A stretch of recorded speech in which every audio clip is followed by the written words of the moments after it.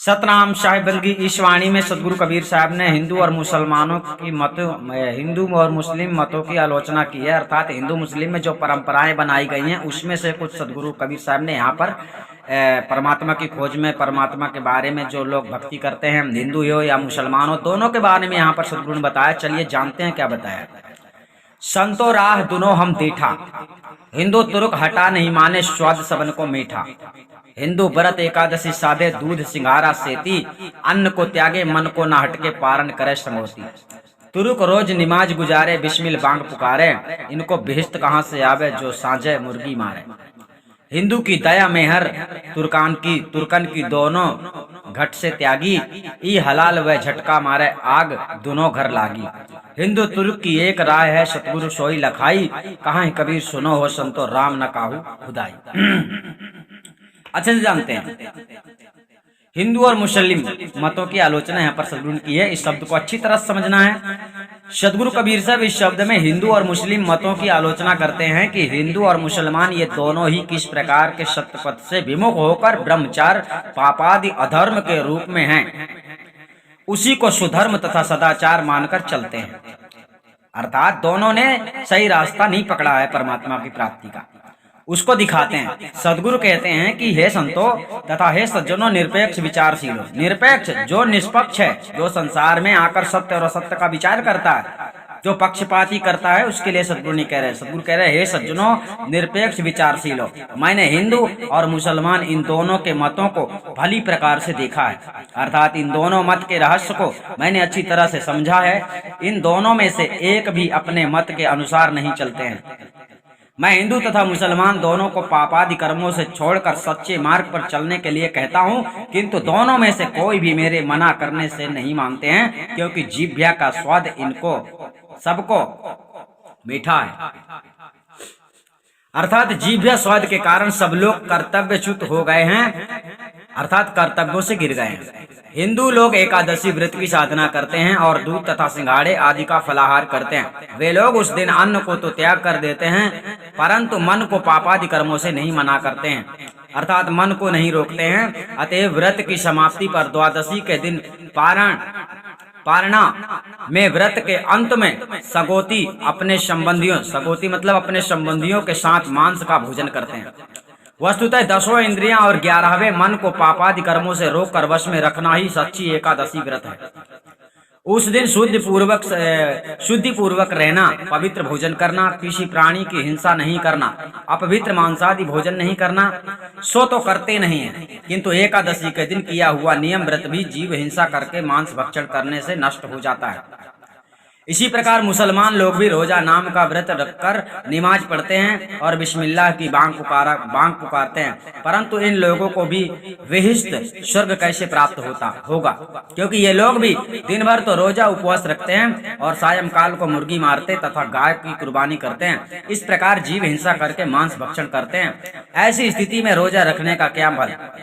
अतः इनको विहिष्ट मिलना तो दूर रहा, प्रत्युत शरीर छूटने के बाद दोजख ही अर्थात नरक ही इनको मिलेगा, अर्थात इनको नरक में ही जाना पड़ेगा। अतः हिंदू लोगों ने दया और मुसलमान लोगों ने मेहर को अपने अपने हृदय से त्याग दिया है, क्योंकि यह मुसलमान लोग गाय बकरे तथा मुर्गी आदि प्राणियों को हलाल करते हैं और प्राणियों को आधा काट कर छोड़ देते हैं, उसको हलाल कहते हैं। और ये हिंदू लोग झटका मारते हैं, अर्थात धड़ से सिर को पृथक करते हैं। पृथक मतलब अलग होता है। वे एक ही बार शीघ्रता से सिर काट डालते हैं।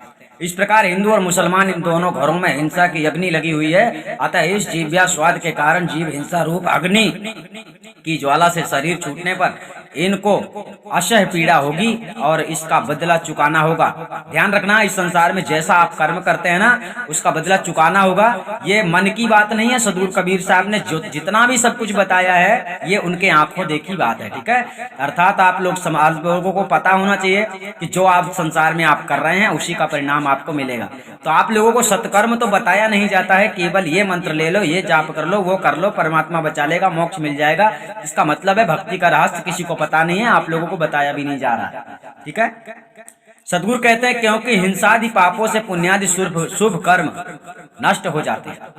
यानी आपने अगर कुछ अच्छा किया है तो हिंसा करने से आप लोगों के अच्छे कर्म नष्ट हो जाते हैं।